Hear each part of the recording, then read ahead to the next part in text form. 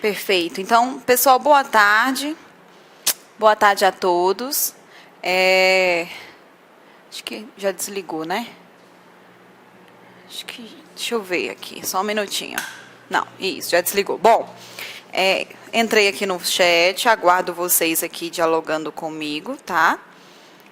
E principalmente se for dúvida. Mas, andei conversando aí até com um estudante no WhatsApp, e ele tem gostado da forma, né? Ele deu uma devolutiva bem interessante sobre a forma de, a cada início de aula também, a gente fazer uma retomada síntese em relação às aulas anteriores, tá? Principalmente quando foi esses blocos temáticos, que eles vão além, né, de uma só aula, eles vão ficando para semanas e semanas, então eu acatei e vamos continuar fazendo, tá? Só que antes, eu vou convidá-los a construir aqui uma atualidade que é super importante, tá? Ela pode cair.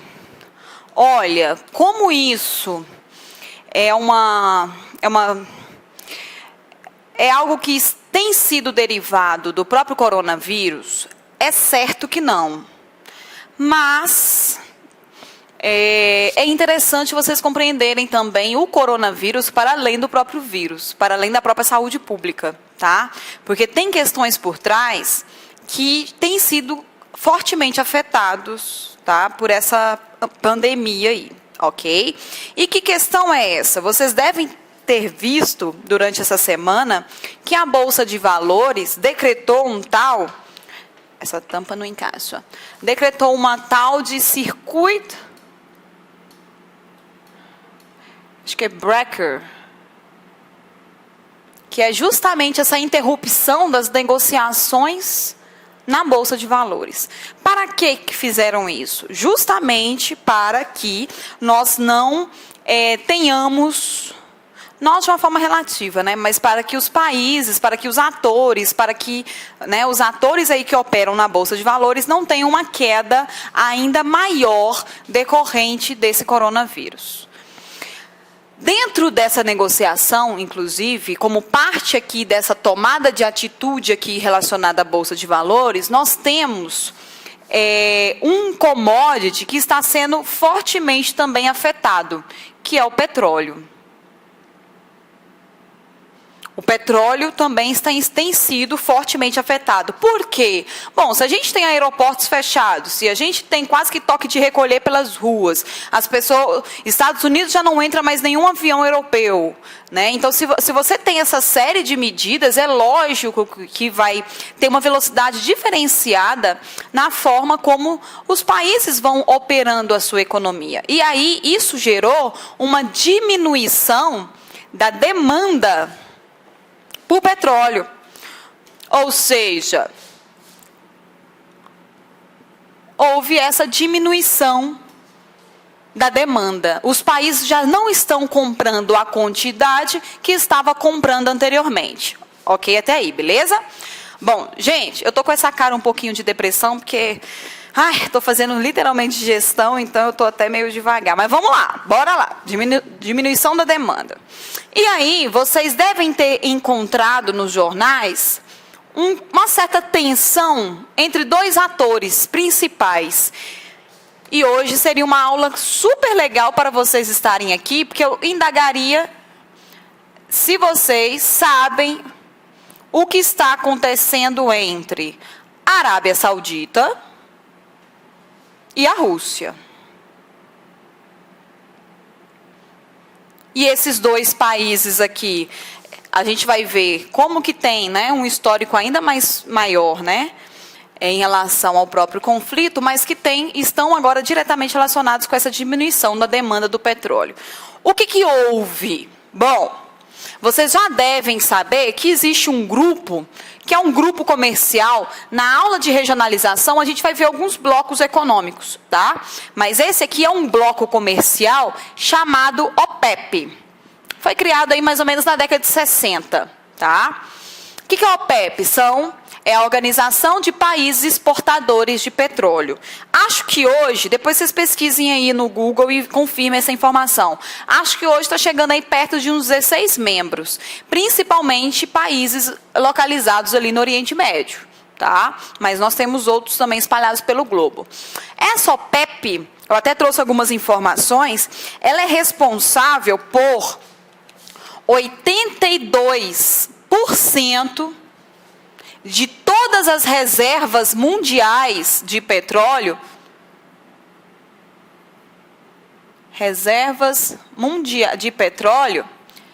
estão sob domínio de países que pertencem à OPEP. 82%. Veja bem a centralidade desse bloco comercial aqui. A importância dele e a força no cenário mundial, tá? E esses países da OPEP são responsáveis por 44% de toda a produção mundial. Veja bem, eles têm uma reserva de 82% e operam aí com 44% da produção.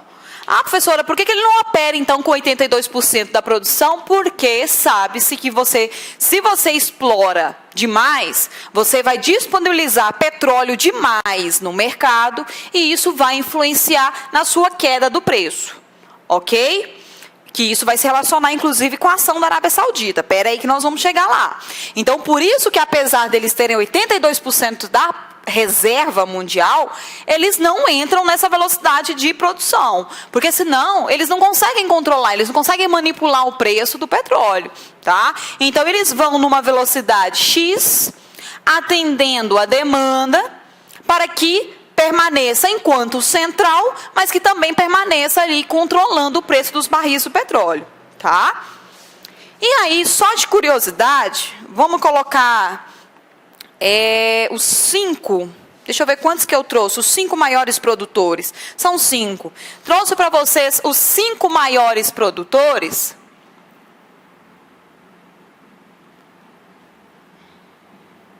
Vou listá-los aqui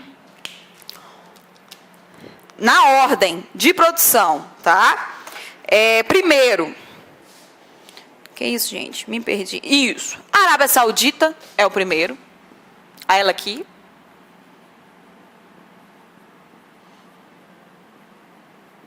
Dois, Estados Unidos, principalmente essa porção sul dos Estados Unidos.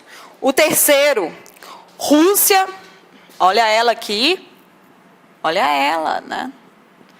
Principalmente na região da Sibéria, tá? Que se extrai esses barris.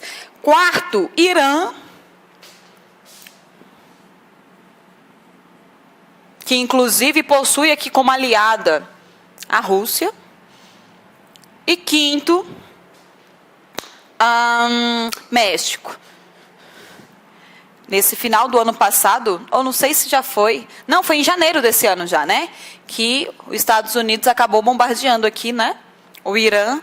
E aí vocês entendem essa geopolítica mundial, que é interessante de vocês saberem. Porque lá na história vocês vão ver que a queda do Muro de Berlim pode ter colocado fim à chamada Guerra Fria. Quando você compreende o que está acontecendo aqui, nós já vamos falar sobre isso, você se pergunta se terminou ou não a Guerra Fria, tá? Porque ao longo dos conflitos, né, Coreia do Norte, Síria, Irã, vocês vão ver duas centralidades aqui ainda. Uma Rússia versus Estados Unidos. Então é uma questão para vocês pensar, tá? Quando a gente chegar nesse conteúdo relacionado à geopolítica, será bem interessante vocês compreenderem isso, tá? E aí, esses são os 5 maiores produtores. Opa, produtos não, produtores. Está errado aqui. Beleza. Percebam, Arábia Saudita é OPEP, Irã é OPEP. México não, Rússia não, Estados Unidos não. Mas, na crise que houve, mais ou menos em 2014, foi uma crise mundial, que inclusive nosso país também deu uma sentida, sentiu também essa crise de 2014, começou em 2013, ela veio pelengando 2014, aí em 2016, o que houve? A OPEP chamou os países produtores e exportadores de petróleo e falou, olha, seguinte, vocês não precisam integrar a OPEP, mas nós teremos que negociar aqui, como se fosse um acordo meio informal entre os países, para a gente não sofrer com a queda do preço do petróleo.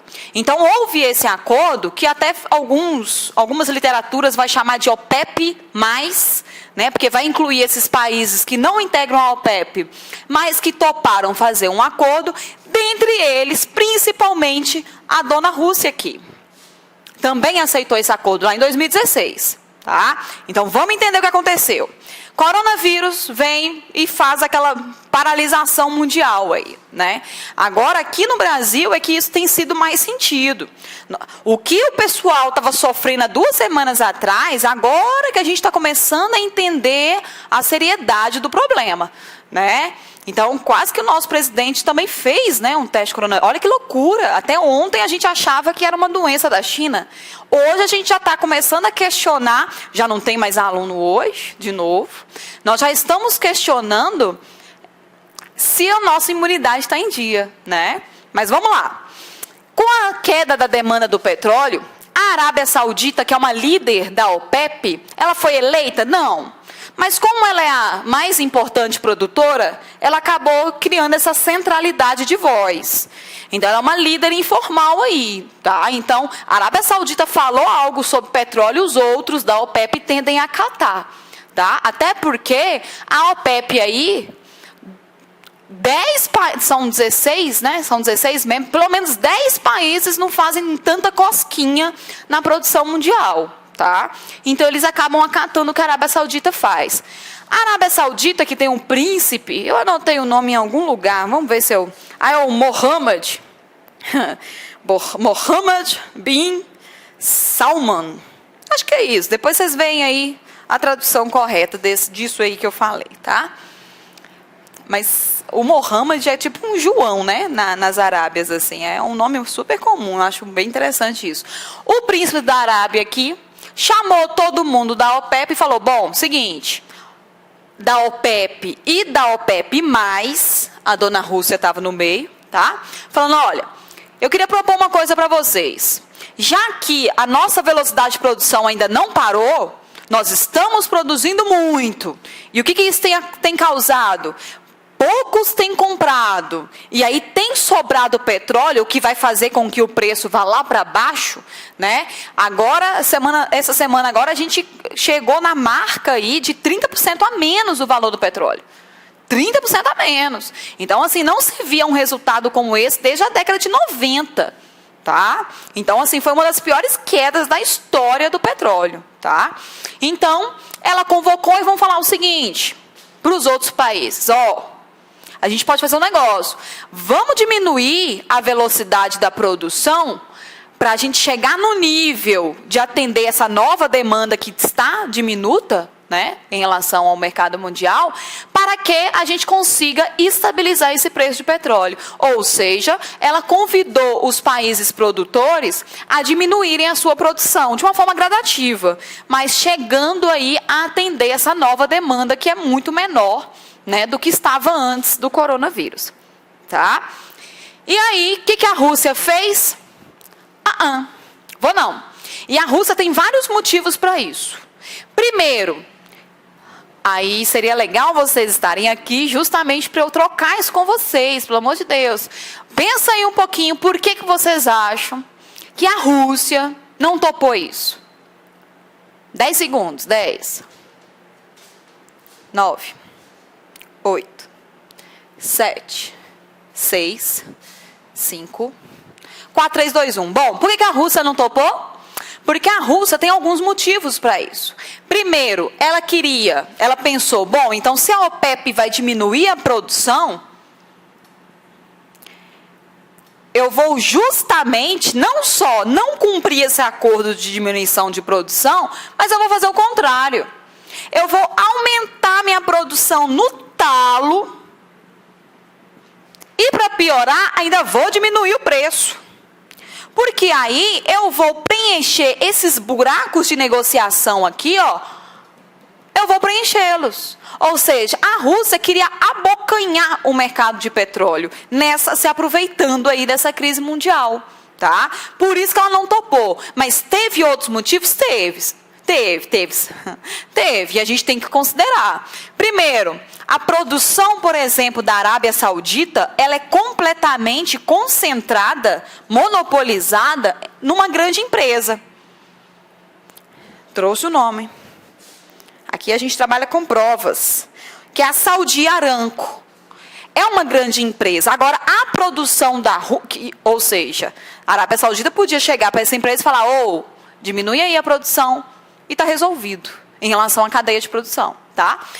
A Rússia já não é concentrada a sua produção. A sua produção é pulverizada pelo território, não só pelo território, mas na mão de pequenas e médias empresas.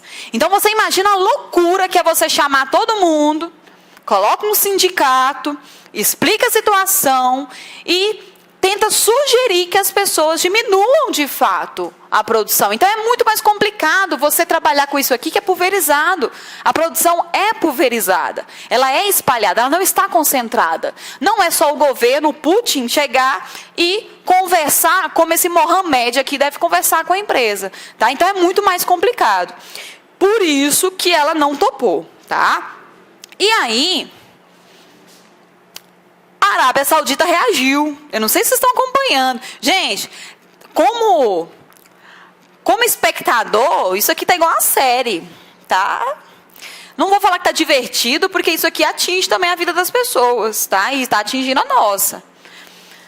A Arábia Saudita reagiu à Rússia, falando, peraí, você não vai cumprir o nosso acordo de diminuição de produção, mas aí você vai fazer justamente o contrário do que a gente está propondo, então eu que vou aumentar enlouquecidamente a minha produção, o máximo que eu conseguir produzir, nós vamos produzir, e a OPEP tem capacidade.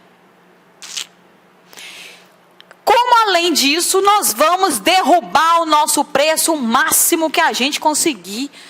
Então, agora, nós vamos não só quebrar você, amiga Rússia, mas nós vamos aumentar ainda mais o nosso monopólio de países exportadores de petróleo.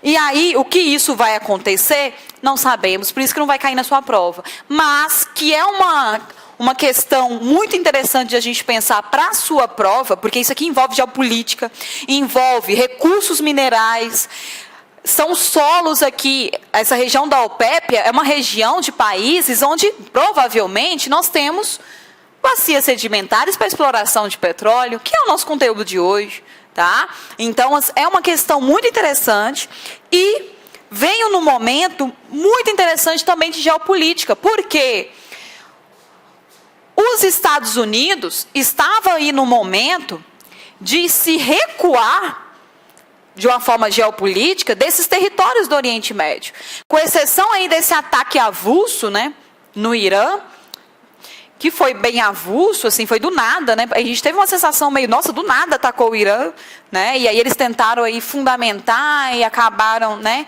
Enfim, foi uma coisa meio do nada, justamente para mostrar um certo poderio. Tirando essa questão, os recursos, né, destinados a essa guerra norte-americana, né, a ação norte-americana no Oriente Médio já estava sendo diminuído, né, pelas suas agências. Então, se Estados Unidos está nesse momento de recuo, quem está de avanço é a própria Rússia. Então, ela que está tentando avançar. Então, aí explica por que ela bateu o pé e falou, não, esse acordo aí não vou cumprir, não. Tá? Então, tem uma questão geopolítica que vai culminar na própria Guerra Fria. A gente pode se perguntar, será que a Guerra Fria terminou na queda do muro? Olha aqui, se não tem essa construção bipolar de mundo, né? E é isso. Nossas atualidades hoje foram mais longas, mas é só para deixá-los a par em relação a essa questão do petróleo, que é importantíssima, ainda é a nossa matriz mundial. Né? Eu acho que a Alemanha, eu esqueci qual foi o outro país que também anunciou que pode ser que também se envolva nisso. A Alemanha disse que, até anotei em algum lugar aqui, acho que é 2050, acho que era uma data assim, até 2050 eu vou trocar toda a minha frota, veja, toda a minha frota que tiver essa matriz de combustível fóssil, eu vou trocar por carros elétricos, automóveis elétricos, né? Então, aí você começa a entender como que agora a questão do petróleo é de fato uma questão.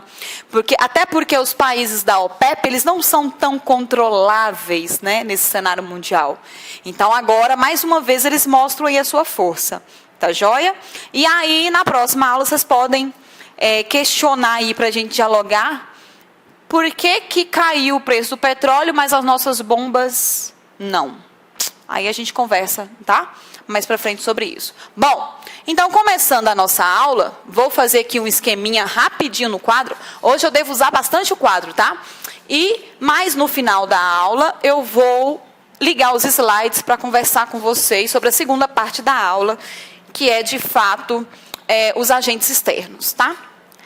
Então bora lá. Caraca! Deus, já voou. Bora. Bom, aula passada, a gente viu, vamos retomar, de novo, a gente viu sobre os agentes externos, certo? Esses agentes externos, aliás, não, externos não, foi os agentes internos. Os externos nós vamos ver hoje. Esses agentes internos, eles podem receber outra nomenclatura, que são agentes endógenos. Pessoal, eu vou falar isso aqui na cabeça de vocês até vocês entenderem tudo, tá? Até vocês memorizarem. Bom, e aí, esses agentes endógenos, eles são conhecidos como formadores, porque eles formam novos conteúdos aí que vão ser transformados em relevo, tá? Formadores. Ok. Esses formadores podem ser de dois tipos. Eles podem ser quais? O vulcanismo, como os sismos, ou a tectônica. Esses formadores possuem alguns movimentos que vão ser responsáveis pela própria formação. Que movimentos são esses? Também são dois.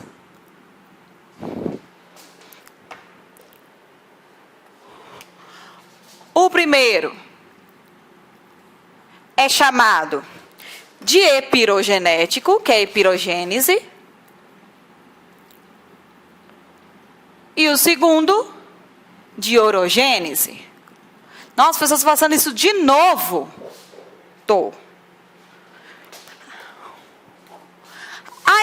Me manchei. A epirogênese, ele é um movimento vertical,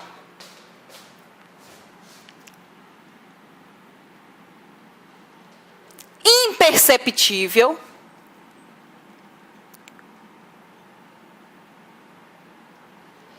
e possui quais consequências? A epirogênese é justamente a progressão e regressão dos mares. Consequências. Eita, teve um pico. Progressão e regressão dos mares, marinhas. Ok.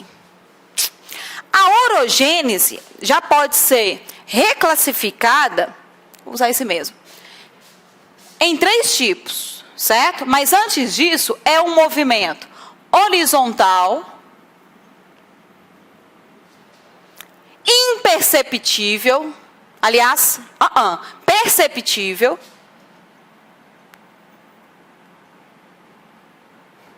e podem ser reclassificados em 3 tipos.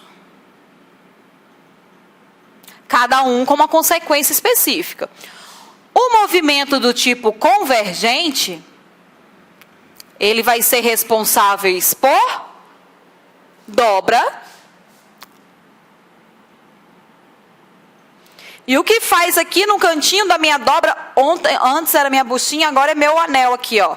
Aqui no cantinho da dobra, as fossas. Sejam elas oceânicas ou continentais.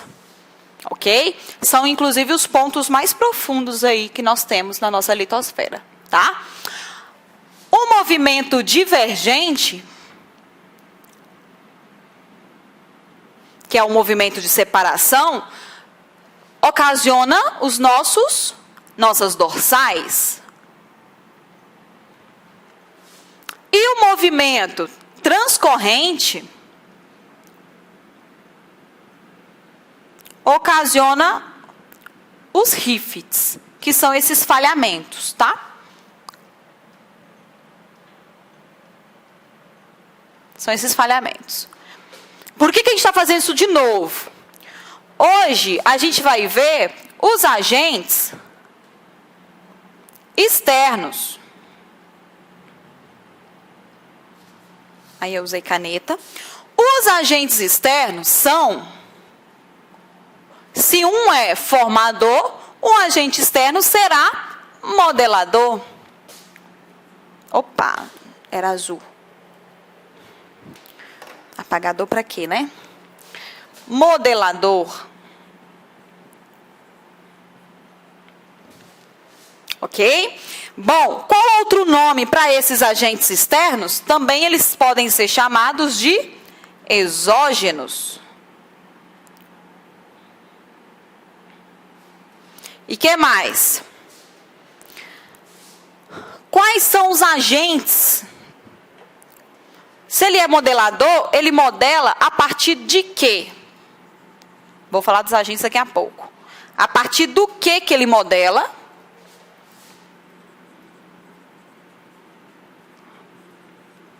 A partir de um processo intercalado de meteorização, que é essa quebra, né? Transporte, ele vai ser levado para áreas para ser depositado, e deposição.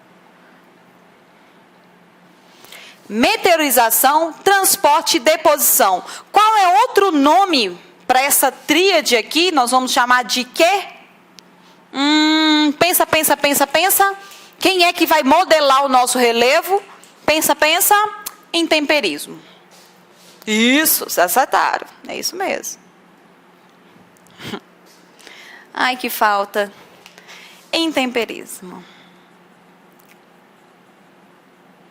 E aí nós vamos ver hoje que existem 3 tipos de intemperismo.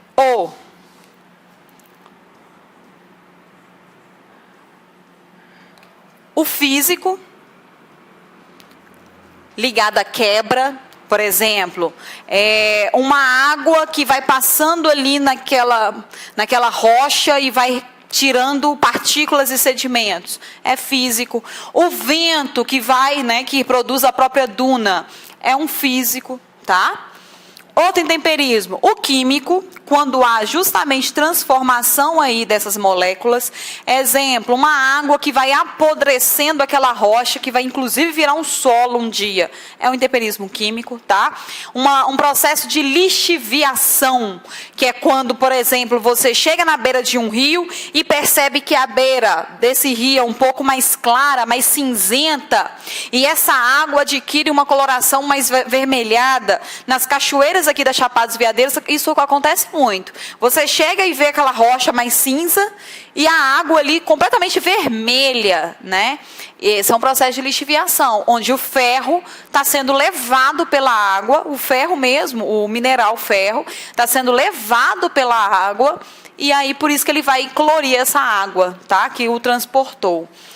E o intemperismo biológico, que entra também as ações aqui de raízes de árvores, mas esse intemperismo biológico é quase uma intercalação entre o físico e o químico, tá? Porque, por exemplo, quando uma raiz de árvore, ao mesmo tempo que ela está ali quebrando aquela rocha, é físico, ela está contaminando, entre aspas, essa rocha, é químico, tá? Então, biológico se dá muito nessa mistura dos dois, beleza? E aí, o que a gente precisa saber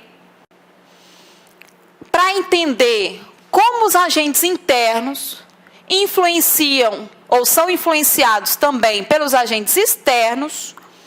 Qual que é o intermédio entre os dois? Se esse aqui é formador de relevo e esse aqui é modelador de relevo, é preciso antes vocês estudarem as tipologias de rocha para entender onde ela se formou e como ela será modelada, tá? Então, aqui no meio, como um mecanismo de intermediação entre essas duas questões, nós vamos ver agora no quadro, ainda, vamos ficar no quadro, nós vamos ver, temos que ver o ciclo das rochas. Porque, a depender onde ela é formada, ela será mais ou menos resistente ao intemperismo. Tá? Então, uma rocha, por exemplo, plutônica, que a gente vai falar agora, ela é completamente mais resistente do que uma rocha sedimentar. Porque sedimentar não é formado pela deposição de sedimentos? E a plutônica é formada onde? Ainda não falei, vamos falar agora. Tá? Então, vou chegar um tiquinho para o lado, vocês tiram um print, que eu vou apagar o quadro, tá? Para a gente começar a fazer o ciclo das rochas. Bora, bora, bora, tira o print de vocês. Vou sair aqui da câmera. Tirou, bora. Vou apagar aqui para a gente começar, então, nesse ciclo das rochas, tá?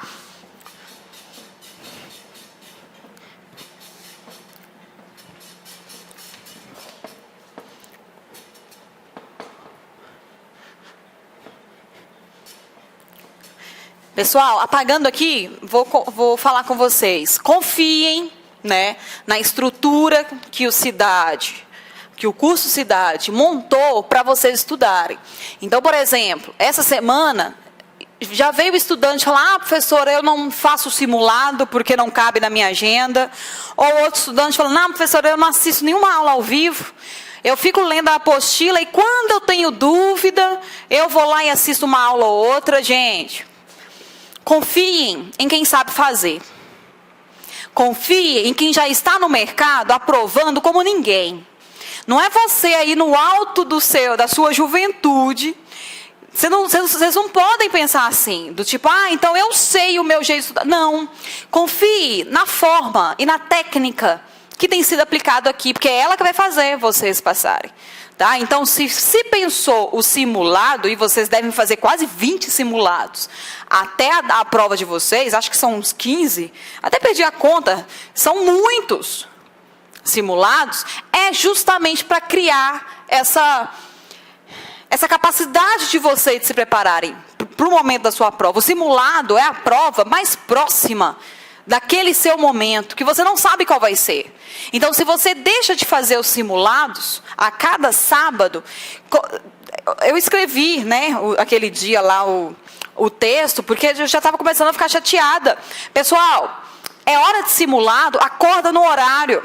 Desconecta das redes, fica ali dando, né, o F5, né, para atualizar. Surgiu, sentou, fecha a porta do quarto. Não me incomode durante horas. E aí você vai fazer o seu simulado. É para googlar? É para entrar no Google para tirar aquela sua dúvida agora? Claro que não. Aquele momento simulado é seu, faça. E faça no período onde todos estão fazendo, porque depois que fazem, eles correm para as redes, né? E começam aí a falar sobre a questão. Isso é problema para você. Porque, de certa forma, você vai ter essa informação indireta, que vai ser facilitadora. Mas, espera lá, na sua prova não vai ter ninguém te falando, né, horas antes de você fazer sobre a sua prova. Tá? Então, faça. Acredite na técnica aqui. Ela é a melhor. Então, é para fazer simulado? Faça. É para ter estudo doméstico? Faça. Tá? E faça tudo o que vocês possam, tá? Mas, terminando aí esse momento tia chata, mas, cara, se o próximo resultado simulado não mudar, eu vou falar tudo de novo. Vou falar tudo de novo aqui. Já estou tentando acatar essa nova técnica de ficar voltando. Então, avançamos, mas voltamos, avançamos, voltando. Mas vocês têm que estar comigo. Porque senão, né, vai sobrar conteúdo e vai faltar tempo. A gente está agora no planejamento, estamos certinho. Fazemos aqui esse esqueminha rapidão, mas para avançar de uma forma mais complexa, tá? Ciclo das rochas. Bom, deixa eu ver como é que eu vou esquematizar aqui. Ok.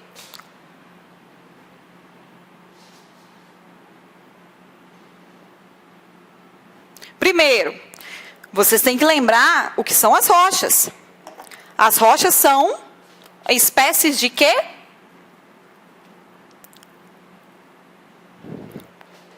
Vou continuar no preto, depois eu uso azul aqui. As rochas são uma espécie de conglomerado, de agregado de minerais, de um ou mais minerais, tá? Não vou escrever tudo não. De um ou mais minerais. Falamos em minerais. O que é o minério? E que tem tudo a ver com os minerais.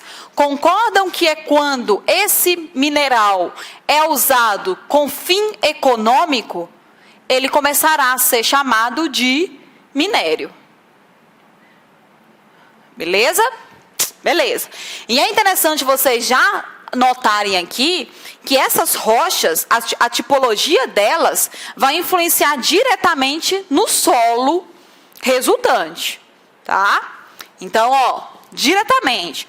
É possível, veremos se dará tempo, trabalhar isso agora antes de fechar o ciclo, acho que não dá, ou se a gente vai retomar esse assunto de rocha e solos nas aulas ligadas aí à agricultura, né? Pode ser que seja, ok? Então, bora. Aí vocês me lembram. Então, bora. Ciclo das rochas. Vocês sabem que existem 3 tipos de rochas.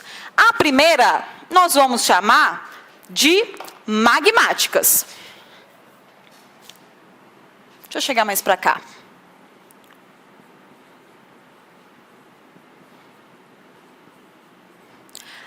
As rochas magmáticas também possuem outro nome.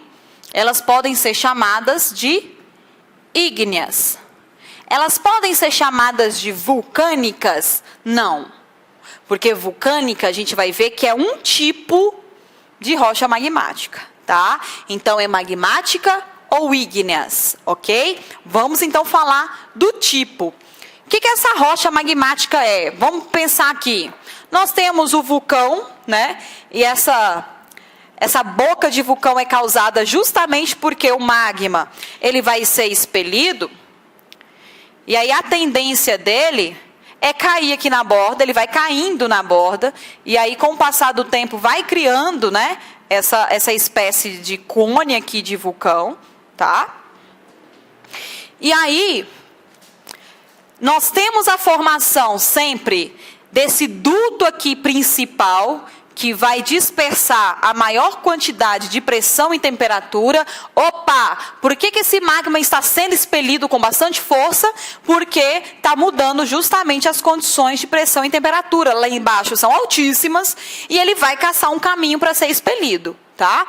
Quando é pelo esse duto principal aqui, esse magma ele tende a ser expelido. Mas pode ser que ele fique justamente aqui, nesses dutos intermediários, nessas trincas, né? Porque vai caçando espaço, é igual água, né? Igual água, ela vai caçar espaço, né? Então esse magma ele pode justamente se solidificar numa região que ainda é interior ao próprio cone vulcânico, tá? Por que ele vai se solidificar? Ele vai se solidificar porque a pressão e temperatura aqui embaixo é muito mais alta. E quando eu chego aqui, eu ainda não fui expelido, é o magma, eu não fui expelido, mas eu mudei consideravelmente a minha pressão e temperatura. Como será a minha formação aqui dentro? Ela será lenta. Vai ser num processo gradual de resfriamento, tá? E qual que é o nome dessa rocha aqui, que ela vai ser chamada de intrusiva? Se essa é intrusiva, a que se formar aqui fora, que vai se formando aqui fora, é extrusiva. Ok? Então, vamos puxar a setinha aqui e falar sobre essas duas. Podem ser de dois tipos. A intrusiva, vou colocar de preto. E o nome dela que eu vou colocar intrusiva, ou seja, é a solidificação de magma dentro ainda da superfície, tá, da Terra. É dentro, ela é intrusiva, como também ela pode ser extrusiva, ou seja, a solidificação de magma, ela se deu fora na superfície terrestre. Então, ela pode ser intrusiva ou extrusiva. Se ela for intrusiva, o nome dessa rocha será chamada de plutônica.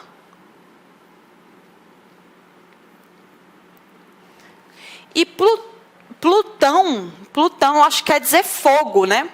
Aí por aí vocês se lembram e não se esquecem do que é a rocha plutônica, tá?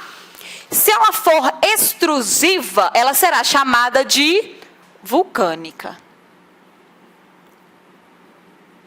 E está aqui, ó, o motivo de vocês não considerarem a rocha vulcânica como magmática, tá? Professor, o ciclo das rochas está dentro dos agentes exógenos? Não. Lembra lá do slide, não, porque foi no quadro. No quadro anterior, aqui estavam os agentes internos, aqui estavam os agentes externos, certo? Colocamos o ciclo da rocha como algo que tem que intermediar a ação dos dois. Os agentes internos vai fabricar que tipo de rocha? E que tipo de rocha será intemperizada pelos agentes externos? Por isso, temos que parar tudo para estudar o ciclo das rochas. Eles não estão dentro, não. É justamente o porquê de você ter que estudar rocha, para você entender justamente que o processo de formação, que é os agentes internos, o processo de formação de relevo, de rochas, né? O processo de formação de rochas geram tipos de rochas diferentes. Estamos falando aqui quais são os tipos. E o intemperismo vai atuar de forma diferente sobre essas rochas diferentes. Então, por isso que paramos tudo e estamos vendo o ciclo das rochas, tá? Então, ó, as magmáticas podem ser tá? Intrusiva e extrusiva. Quando for intrusiva é plutônica e quando for extrusiva é vulcânica, tá? Então não chamem mais de rocha magmática de vulcânica. E aí que tá. Quais são as características da rocha plutônica? Concordam que ela vai se solidificar de uma forma mais lenta, mais gradual, ou seja, os seus minerais vão estar mais agregadozinhos? Essa rocha, ela é mais resistente.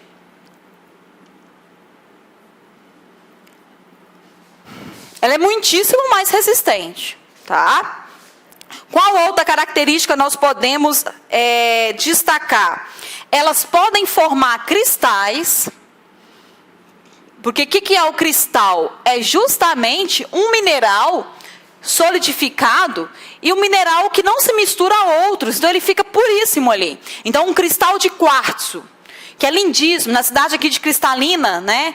Você passa na beira da estrada, tem aqueles cordões maravilhosos, né? Mas aqui na região, como um todo, vende bastante. Então, quando aquele cristal, ele é formado por um elemento único, é sinal que é uma rocha plutônica.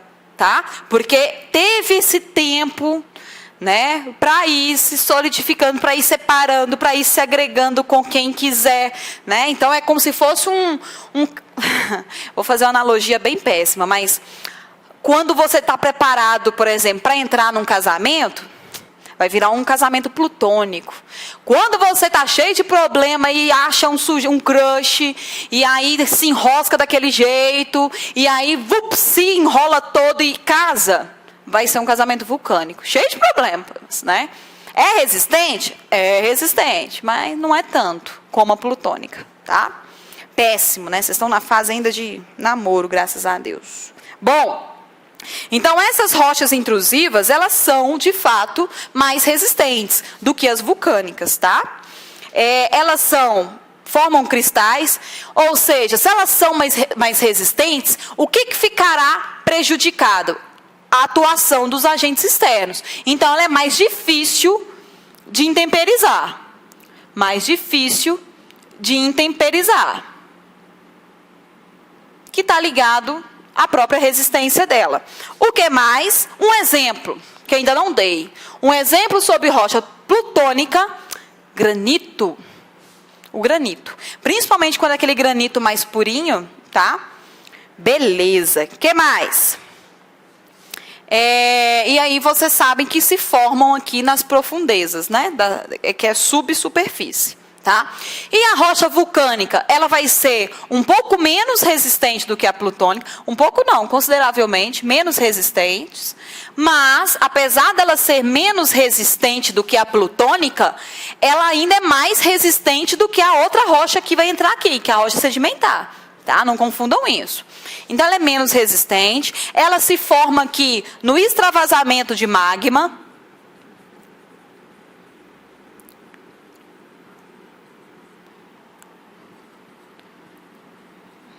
No extravasamento de magma. O que mais? E aí tem todas as consequências oriundas desse contato imediato de mudança de pressão e temperatura, essa mudança abrupta, né? Abrupta, que do nada não, né? No processo ali de extravasamento, ela encontra a superfície e aí é outra condição consideravelmente oposta à que ela estava, tá? Então, por isso que vão ter vários agregados, tá?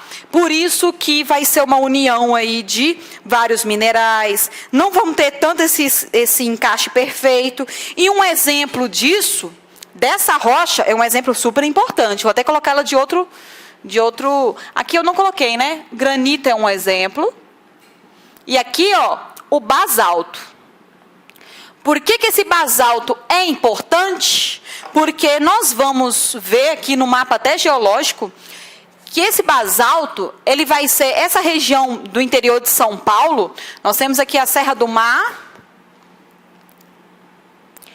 Essa região do interior de São Paulo teve e essa Serra do Mar foi justamente, né, um dia um dobramento moderno, hoje é um dobramento antigo, que está em processo de rebaixamento.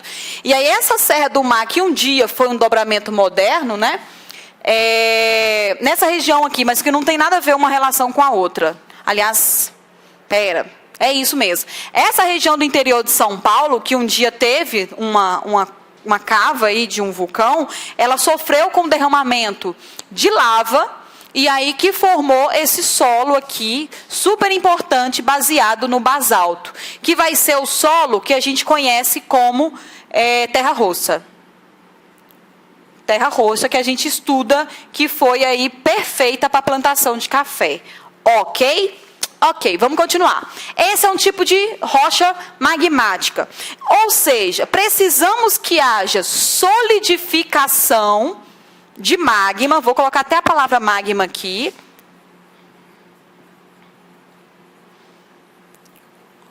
Quando acontece a solidificação de magma... Tá parecendo um vídeo lá que eu vi no coisa, né? Do professor falando. Eu pego, pode deixar. Quando acontece a solidificação de magma, acontece a formação de rochas magmáticas. Outro tipo de rocha importantíssimo, que é desse período aí de formação dos escudos cristalinos, são as rochas metamórficas. E já vou colocar aqui as outras, são as rochas sedimentares.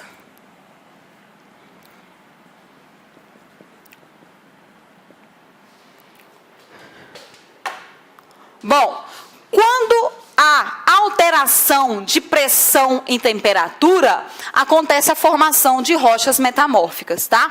Então, as rochas metamórficas, obrigatoriamente, elas são oriundas de uma rocha pré-existente. Ok? Elas não formam por exemplo, a partir da solidificação de magma, vira uma rocha magmática. A partir da cimentação de sedimentos, vira uma rocha sedimentar. A metamórfica vão ser outras rochas, que podem ser as magmáticas, as sedimentares e as próprias metamórficas, que mudam o processo de pressão e temperatura e formam rochas metamórficas, tá? Então, vou usar o azul, não vou usar o vermelhinho, que vermelho lembra mais pressão e temperatura. Então, ó, alteração de pressão e temperatura, PT, né? PT da magmática forma metamórfica, PT das sedimentares forma rocha metamórfica, PT da própria rocha metamórfica forma rocha metamórfica. Pressão e temperatura, tá? Que é o PT. Beleza. Professora, e as rochas sedimentares? Como elas se formam? Se as magmáticas se formam pela solidificação de magma, já entendi. As metamórficas se formam pela transformação de pressão e temperatura, ou seja, rochas condicionadas a nova condição. Ih, ficou pleonasmo, né? Mas a novas condições de pressão e temperatura viram outras metamórficas. E as sedimentares será o processo justamente relacionado aos sedimentos. Será o processo que nós vimos ali no outro esquema, de meteorização, transporte e deposição, vai criar os sedimentos. A meteorização de rochas magmáticas vai criar sedimentos. A meteorização de rochas metamórficas vão criar os sedimentos. A meteorização de rochas sedimentares vão criar sedimentos. Ou seja, meteorização é essa quebra, tá? Vão criar sedimentos. Ok. Esse processo de transporte, deposição, vai se unir justamente em dois processos aqui, ó. De consolidação,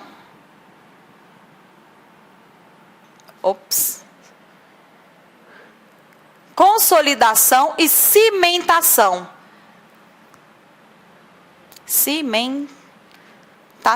Vai criar a rocha magmática. Ou seja, vou usar então o preto, a consolidação e cimentação de sedimentos vai criar a rocha sedimentar. A consolidação, aliás, a transformação em sedimentos e consolidação e cimentação de pedaços de rochas magmáticas vão criar as rochas sedimentares. A transformação em sedimentos e a consolidação de rochas e cimentação de rochas metamórficas vão criar as rochas sedimentares, e a transformação em sedimentos e a consolidação e transformação em cimentação das rochas dos sedimentos vão criar as rochas sedimentares, tá? Então, que é o CC aqui, consolidação e cimentação. Ok? Deixa eu ver se está claro. Então, para criar a magmática, é preciso haver solidificação de magma. Para criar a metamórfica, é preciso alterar a temperatura e pressão de rochas pré-existentes, podendo ser magmática, podendo ser sedimentar e podendo ser a própria metamórfica. Vai criar as rochas metamórficas.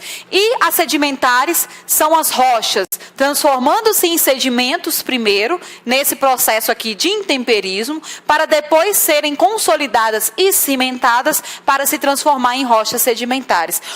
Ou seja, aqui, ó, nós temos a emergência de um tipo de unidade de relevo, que são as bacias sedimentares.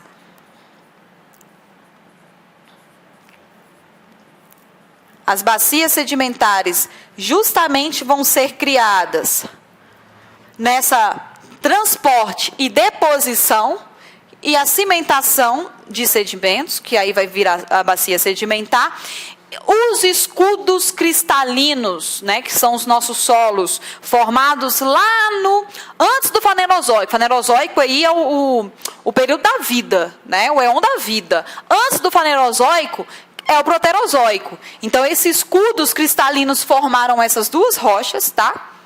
As magmáticas e as metamórficas. Somente nesse período? Não. Porque, por exemplo, os dobramentos modernos, que são um pouco mais recentes, eles vivem formando aí também as magmáticas e também as metamórficas. Já que as metamórficas é justamente uma alteração de pressão e temperatura, pode se transformar na própria rocha metamórfica, ok?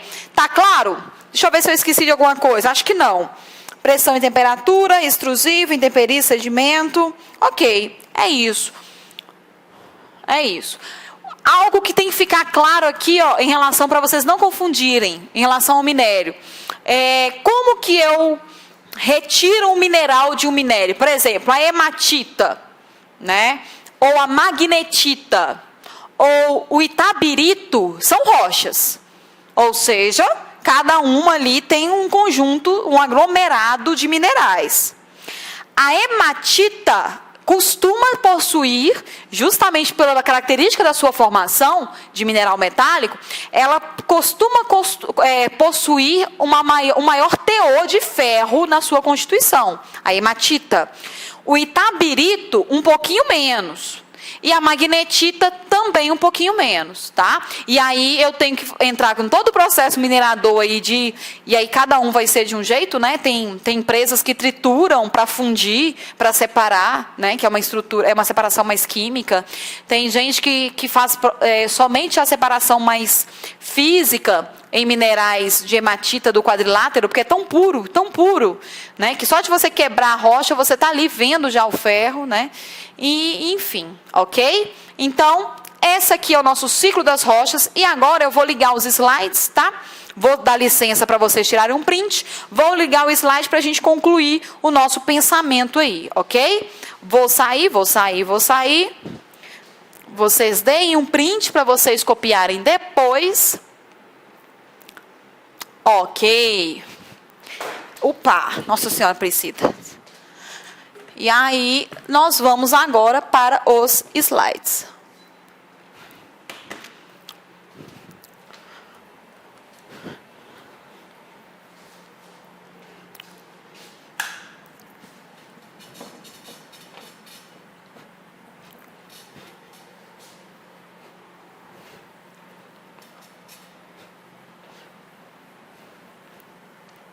Acho que está... Não, está. Está ligando, sim.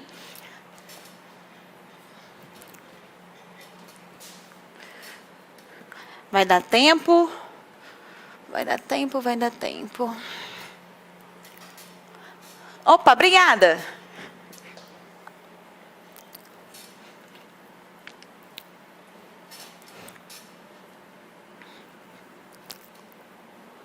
Pronto. Então, esses são os slides da aula 7. Tá aqui.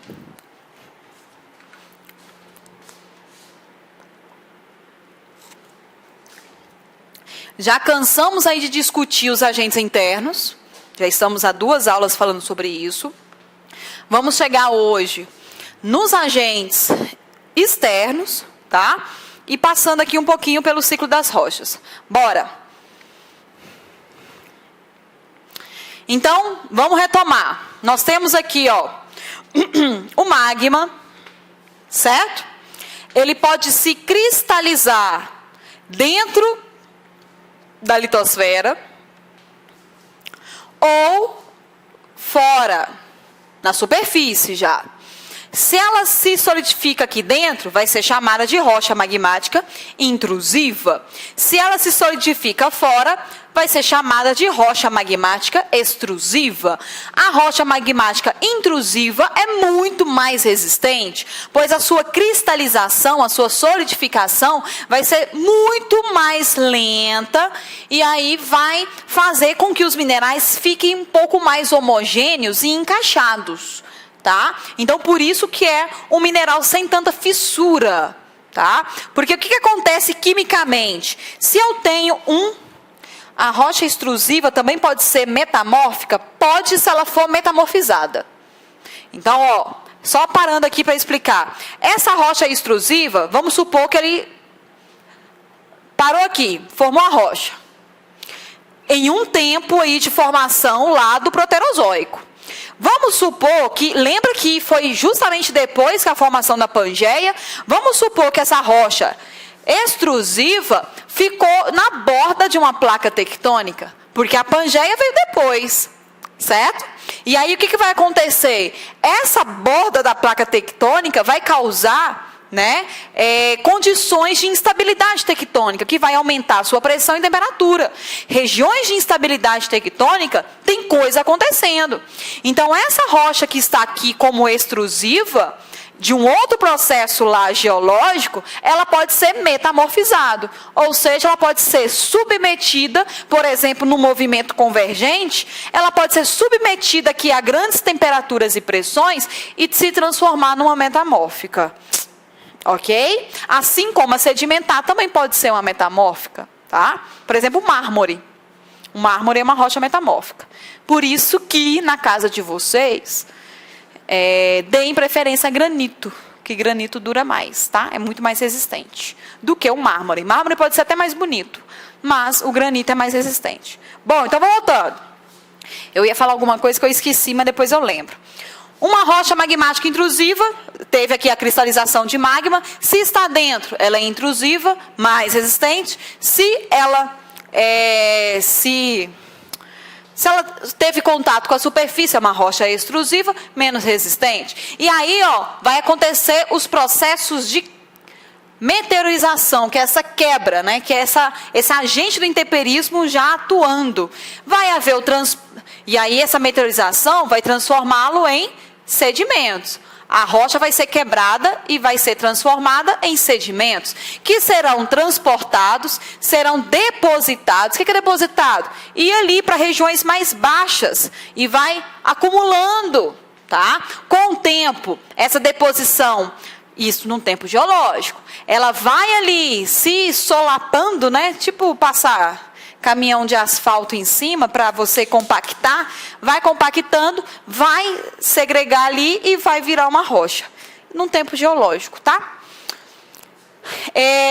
Vai haver então essa compactação e a cimentação, podendo se transformar em rochas sedimentares. Se elas estiverem em regiões de metamorfismo, o que seriam esses metamorfismos? Regiões de condições de aumento de pressão e temperatura, elas podem virar umas rochas metamórficas, tá? Então, aqui nesse esquema, parece que dá para entender que só sedimentares viram metamórficas. Olha a setinha aqui, ó. A rocha magmática intrusiva pode estar em regiões de metamorfismo, a rocha magmática extrusiva também pode estar em regiões de metamorfismo, e a própria rocha metamórfica pode se metamorfizar de novo e virar uma rocha metamórfica de novo, tá? Então, só para sintetizar,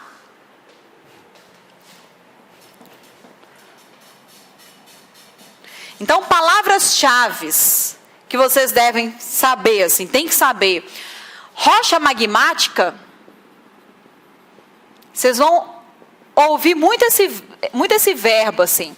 Ou vocês vão ouvir falar de solidificação de magma, fim está escrito solidificação, ou cristalização de magma, fim está escrito cristalização. Rocha magmática vai estar relacionada à solidificação e cristalização. Pode ser usado os dois termos. A rocha metamórfica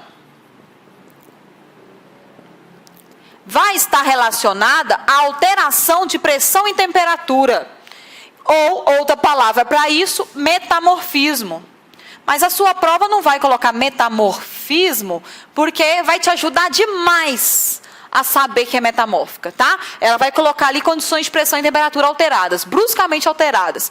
E a rocha sedimentar vai estar ligada justamente a esses verbozinhos. Vim está escrito sedimentar. Vai estar ligada justamente a esses processos aqui atrelados ao intemperismo, mais a compactação e cimentação. Então, vocês vão achar ali o MTD do intemperismo, meteorização, transporte e deposição, mais a compactação. É um verbo que é usado bastante em rocha sedimentar. Cimentação. Fim está escrito cimentação. Ok? Legal. Bora passar. Isso aqui vocês têm que saber. Estrutura geológica, esse é um mapa que a gente já trouxe em aula passada. Trouxe agora só para a gente repensar, sabendo o que são as rochas, agora a gente já está em condições de entender esse mapa. Bora lá. Em marronzinho, tá vendo? Aos crátons. Nós falamos na aula passada aqui, ó, eu me lembro até onde mais ou menos eu escrevi, só que eu estava em outra sala. O que são os crátons? Vocês se lembram? Os crátons são...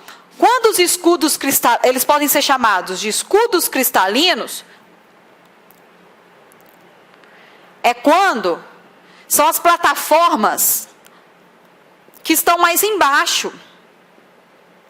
Agora, quando os crátons, ele sobe aqui na superfície e dá para você perceber uma região de cráton, ele é chamado de cráton, tá? Então, os crátons e os escudos cristalinos, ambos são plataformas geológicas. Ambos. Agora, quando está mais no fundo, são escudos cristalinos. Quando está mais evidente, vamos colocar assim, né? Quando não teve, por exemplo, um processo tão assíduo aí de deposição de sedimentos em cima, aí eles vão ser transformados em crátons, tá? Porque embaixo aqui de bacias sedimentares tem também escudos cristalinos. Escudos cristalinos estão embaixo, os crátons estão mais em cima, ok? Em verde são as bacias sedimentares, ou seja, os escudos, os crátons estão sendo intemperizados e os seus sedimentos estão aqui, sendo jogados nessa região verde, percebem? Ó, estão sendo intemperizados e os sedimentos estão na região verde. E outra coisa que vocês têm que perceber também, que essa bacia sedimentar em verde está ligado sempre em volta a grandes rios, porque água, né, no seu estado líquido, é um forte agente de intemperismo. Então, aqui, ó, é quase a bacia da Amazônia, né, a bacia amazônica. E em laranja, essas faixas aí de transição, tá? Então, essa aí é a nossa estrutura geológica brasileira. Destacamos aqui, no meio da bacia sedimentar, justamente o cinturão de carvão. Vimos que carvão mineral e petróleo são formados em ambientes de bacia sedimentar, tá? E os minerais metálicos são formados em regiões de escudos cristalinos e crátons, que são rochas mais antigas. Isso é orelha de aula, anotem no caderno de vocês. Oh, meu Deus, acabou já o tempo. Trouxe aqui justamente para destacar para vocês o mesmo mapa da aula passada. Ó, aqui, ó, essa área, essa era pré-cambriana, vou até colocar o nome aqui. Por que, professora, chama pré-cambriana? Olha o cambriano aqui, ó. Se é pré-cambriano, vem antes do cambriano. É justamente essa era aqui que foi construído, que foram construídos os nossos escudos cristalinos, tá? Tá aqui em marrom, ó. Aqui, ó, ao carbonífero e ao permiano, né? Ao carbonífero, criação de carvão mineral, permiano também, criação, permiano e triássico também, formação de petróleo, tá? E aí vão ser os ambientes aqui, mesozoico e paleozoico, ambientes de formação de bacias sedimentares e os dobramentos modernos do nosso quaternário e terciário, tá? Bom, agora temos que entrar num conteúdo que são as classificações de relevo. Rapidamente, para vocês entenderem. Esse primeiro é do Haroldo, uma classificação feita pelo Haroldo de Azevedo. E quando é que ele fez? Em 1949. O que o Haroldo tinha? Em 1949, não havia ainda as grandes rodovias, né, que conectavam o Brasil. Então, o estudo do Haroldo de Azevedo foi um estudo muito genérico. Então, ele não entrou e explorou toda a área. Ele ia praticamente, né, fazer os trabalhos de campo, mas de uma forma muito genérica até, dadas as condições de acessibilidade e até valor também em relação à pesquisa no Brasil nessa época. Ele chegou aqui a essas 1, 2, 3, 4, 5, 6, 7... Essas 7 classificações aí do relevo. Ou seja, ele identificou aqui um planalto das Guianas, uma planície amazônica, um Planalto Central, que ainda hoje chamamos aqui a nossa região de Planalto Central, Planície do Pantanal, Planalto Meridional, Planalto Atlântico e a Planície Costeira. Qual que foi o critério que ele usou? Altimetria, tamanho. Ele falou, bom, se está acima de 200 metros, ele chamou tudo de planalto. Se está abaixo de 200 metros, ele chamou tudo de planície. Tá? Essa foi a primeira classificação do relevo brasileiro. Acima de 200 metros, planalto. Abaixo de 200 metros, planície. Bora ver as outras. Essa segunda é do Aziz Abissab, os dois, aliás, os três, porque vai ter mais um agora. Aziz Abissab também é professor da USP, tá? Da área lá de geografia. Esse Aziz Abissab meio que inovou um tiquinho. Porque ele usou um pouco, não só a altimetria, mas as regiões de formação do relevo. Ou seja, onde ele identificou que acontece mais erosão e menos deposição, ele vai chamar de planalto. Tá? Se tiver essas duas condições, ele vai chamar de planalto. Nas áreas que ele identificou maior deposição, ou seja, cimentação aí de sedimentos, e diminuição da erosão, já que são regiões um pouco mais baixas, o sedimento vai ser colocado em região mais baixa, tá? Ele vai chamar justamente de planície. Então, ele mudou a tipologia? Não, ele continuou dividindo o território entre planalto e planície. Só que ele usou um outro critério, não foi a altura, como foi o Haroldo Azevedo, e sim a erosão, o tipo, né? Então, ó, aqui, planalto, planície, planalto, planalto, planalto, planalto, planalto, planície, planície. Ok? De um para outro, vocês vejam que aumentou um pouquinho a complexidade, ó. Até porque essa classificação do Aziz foi década de 60. No final de 60, final de 50, início de 60, tá? Já foi um pouquinho mais de 10 anos depois. Então ele conseguiu fazer, tá vendo? O maior trabalho de campo aí. E a última classificação, que é justamente a que atualmente se usa, ela é oriunda de um importante projeto do nosso Exército Brasileiro, que se chama, no início, começou-se a chamar... Deixa eu apagar isso aqui. No início, começou-se a chamar de Radam, e depois que viram que o projeto deu super certo, virou o Radam Brasil, que vocês já devem ouvir falar. O Radam Brasil. Acho que tem um hífen aqui, depois vocês olham. O Radam Brasil é da década de 70. O que foi esse projeto Radam Brasil feito pelo nosso Exército em parceria com as nossas agências de pesquisa, que é o Serviço Geológico Nacional, chamado CPRM, que inclusive guardam ainda hoje essas imagens, e o IBGE, que é o nosso Instituto, né, Brasileiro de Geografia e Estatística, que guarda cópias das imagens. Mas o CPRM tem as originais, tá? Qual foi a inovação para a construção... Lídia, já estou terminando, só um minutinho. Qual foi a inovação para a construção desse mapa? Né? Eles colocaram uma espécie de um sensor no peito de um avião, e esse avião tinha a tarefa de que ele fazia como se fosse faixas. Se o avião pegou essa faixa, no próximo voo, ele tinha que pegar, vou até mudar de cor, ele voava a fim de pegar um pedaço da imagem anterior, avançando mais um pouquinho. Então, ele vinha, voltava, vinha, pegando mais um pedaço da anterior, avançando mais um pouquinho, voltava, pegando mais um pedaço da anterior, avançando mais um pouquinho. Então, ele fez isso no território brasileiro inteiro. Ele vinha, voltava, e vinha e voltava. Qual que é a ideia legal quando você sobrepõe um mapa no outro, uma imagem no outro? Que são essas regiões aqui, ó, de sobreposição. É justamente a fidelidade de informação. É um mapa completamente preciso em termos científicos, tá?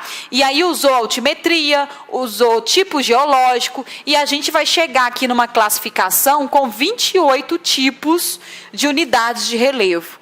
Ou seja, paramos de falar agora das plataformas, né, das unidades geológicas, e passamos a falar das unidades de relevo, que é geomorfologia, tá?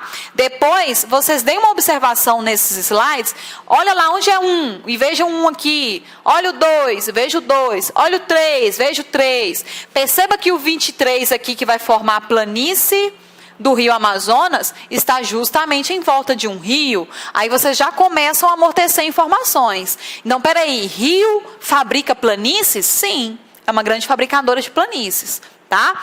Percebam os planaltos. Em volta de planalto sempre tem uma bacia sedimentar, que é onde no planalto acontece uma maior quantidade de erosão e uma menor quantidade de deposição. Na bacia sedimentar vai haver essa deposição lá. Tá? Deixa eu só ver uma pergunta aqui. Professor, os dobramentos modernos são formados pelas rochas magmáticas, mas também podem ser metamórficas. Percebam, nesse processo de dobra, vai haver, né, esse extravasamento de magma, mas vai ter pressão e temperatura aqui, fortemente, mudança de pressão e temperatura. Então, também vai formar metamórfica. E os escudos cristalinos também são formados por essas rochas? Sim, e também são formados pelas metamórficas. Rocha magmática e rocha metamórfica andam assim, ó. Porque a magmática foi formada, mudou uma pressão e temperatura, ela vira metamórfica, tá? Então, as duas estão alinhadas. Magmática e metamórfica quase que nascem juntas, tá? Então, é sim, se você considerar toda essa sua pergunta aí, se você considerar rocha magmática e metamórfica junto. Aí vai ser sim para a sua pergunta, ok? Então, para finalizar, brinquem de ver isso aqui em casa, pelo amor, tá? Dão uma olhada para vocês não serem surpreendidos, tá? Vejam aqui que tem uns pedaçozinhos que aí vai chegar, na aula, vai sobrar para a aula que vem, nos famosos Inselbergs, né? E aí eu trouxe aqui outro mapa para vocês darem uma olhada já em casa. E isso aqui eu vou falar, então, na próxima aula, tá? Aqui são características de geomorfologia que eu também vou falar na próxima aula. Então, não vou dar spoiler, se bem que, aliás, vocês vão pegar esse slide, né? Bora lá.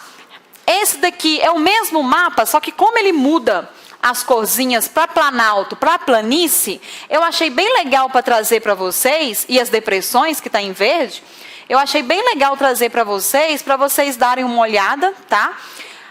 Nessa classificação aqui de Jurandir Ross, percebam que a parte verde vai virar uma depressão, né? Porque vai ser oriunda aqui dessa erosão dos planaltos, tá? E a parte ainda mais baixa, em amarelo, serão as planícies. Ou seja, diminuiu a quantidade de planícies no território nacional, tá? Na classificação antiga, ó, a quantidade que era de área de relevo que era considerada planície é gigante, né? Quase que as grandes manchas são planícies. Agora, nessa daqui, como vai aumentando a complexidade, as planícies ficam mais relacionadas às próprias ações de rios mesmo. Veja o Pantanal, tá vendo? E assim vai. Perfis. O que aconteceu aqui, ó? Estão vendo aqui esses riscos transversais? 1, 2 e 3. Lembram-se lá das curvas de nível, que a gente fez a curva, criou um perfil AB, e aquele perfil, depois que a gente fez o gráfico embaixo, eu consegui ver o relevo de frente, né? A mesma coisa de eu ter partido o relevo no meio e estar vendo ele ali de frente. Aqui foi feita a mesma coisa. Ó, em 1, ele vai aqui até aqui, né? Nesse extremo aqui da Amazônia, né? Aqui eu acho que é Amapá, né? Até aqui no centro aí dessa floresta amazônica. Ó, vai de 1 até aqui, ok? Qual que é o nome desse pico aqui, que é o maior ponto mais elevado da Terra? Da Terra não, da Terra. Não, já respondi essa. Do Brasil é o Pico da Neblina, tá? E aí, ó, está no meio de um planalto norte, Aí vem numa depressão, depressão, depressão. Aí tem aqui uma planície, que é uma área de atuação do Rio Amazonas. Isso é uma depressão, isso é uma planície. Quando a gente fala que o rio tem grande centralidade na criação de planícies, tem a ver com isso, tá vendo? Que ele cria uma espécie de bacia. Em períodos úmidos ele pode subir, transbordar um pouquinho. Em períodos mais secos ele fica aqui na sua cava central, no seu talveg central. E aqui já foi um dia um planalto, né? Que ele já foi sedimentado, ele já foi erodido. Depois vem a depressão, depois começa o planalto aqui, o residual, sul-residual, tá? 2, que vai aqui, né, do interior do Nordeste até o seu litoral, nós temos o Rio Parnaíba. Aí vem, forma uma escarpa, que é uma serrazinha. Brasil não tem dobramento moderno, ou seja, nós não temos montanhas. Depois entra na depressão sertaneja, depois sobe o Planalto da Borborema e chega aqui nesse tabuleiro litorâneo, né, que é o Oceano Atlântico. E o 3, que está aqui, bem legal também, porque vem aqui uma planície, depois entra no Planalto da Bacia, né, que é a nossa quase região aí, essa região aqui é quase a nossa aqui de formação, porque também é um planalto criado pela Bacia do Paraná. O nosso é Bacia do Paraná, mas Araguaia Tocantins, tá? E aí vem e chega no Oceano Atlântico. Esse é um esquema bem legal para vocês entenderem os tipos de relevo que nós temos nessa visão aqui de perfis, né? Perfil de relevo. Bem interessante. Bora? Destaques gerais de geomorfologia. Primeiro, o que vocês têm que saber? Que o Brasil é criado sim por altitudes baixas, né? Onde destaca assim depressão e planície, e médias, relativamente médias, que são os nossos planaltos. Então, se tiver uma questão falando, o Brasil tem altas altitudes? Não, não tem. Não tem. É um país aí de médias e baixas, tá? Mais baixas até do que médias, tá? 2, não há dobramentos, isso é informação, tem que estar aí no seu caderno circulado, colorido. Não há dobramentos modernos. Por quê? Porque o Brasil se localiza no centro da placa sul-americana. Então, são nas dobras que se formam os dobramentos modernos, tá? Nas bordas. Eu falei dobras, eu acho. Nas bordas. Escudos cristalinos compõem aí 40% do nosso território e bacias sedimentares os outros 60%. Nós temos 3 tipos de estrutura geológica: os escudos cristalinos, que podem ser considerados crátons, as bacias sedimentares e os dobramentos modernos. Se nós não temos dobramentos modernos no Brasil, sobraram somente 2 em termos de estrutura geológica. Um vai ser a bacia sedimentar, 2 vai ser os escudos cristalinos. Esses escudos cristalinos acabam embasando aí os nossos planaltos, acabam segurando que os nossos planaltos se intemperizem, né, e rebaixem inteiro e viram um relevo completamente aplainado, tá?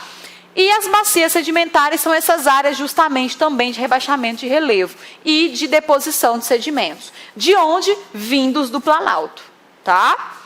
E o último aqui, cerca de 40% encontra-se do nosso relevo inteiro, encontra-se abaixo de 200 metros de altitude.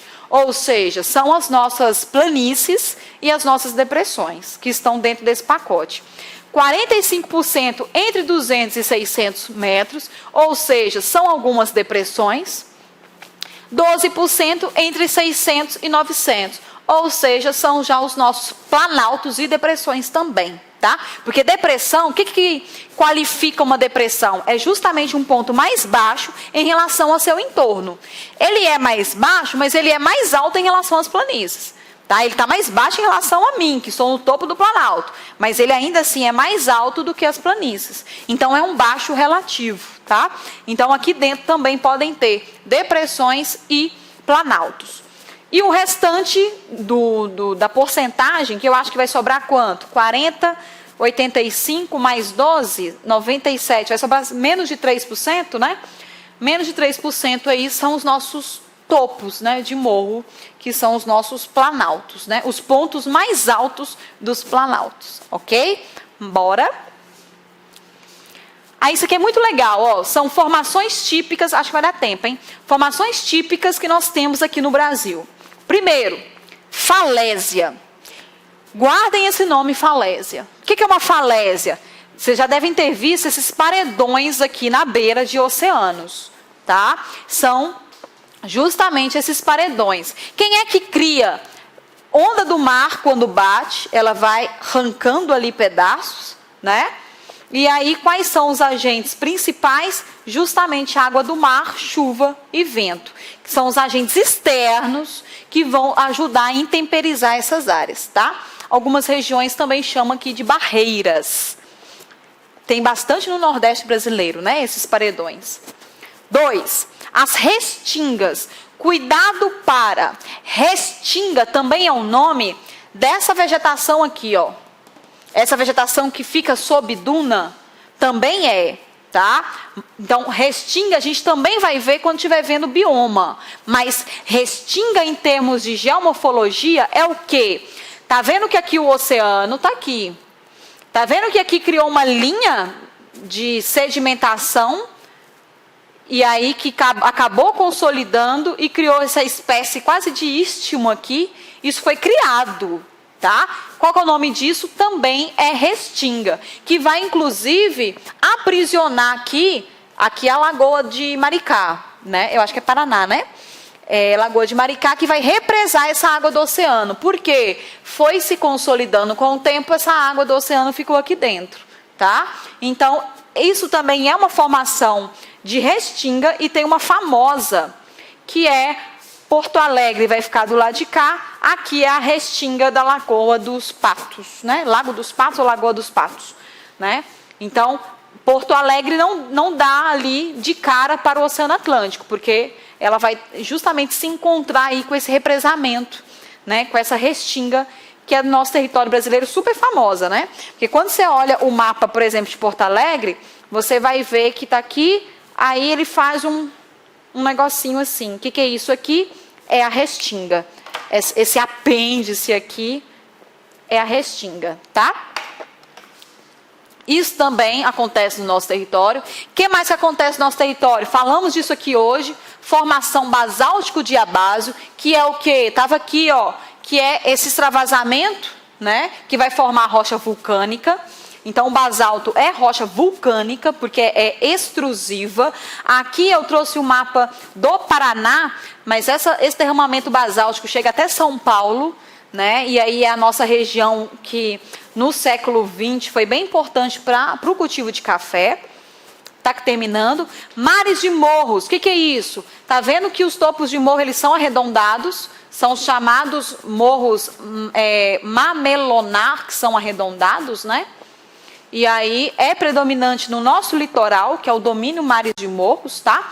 Trouxe até um esquemazinho, porque o rio ele vai diminuindo aqui o vale.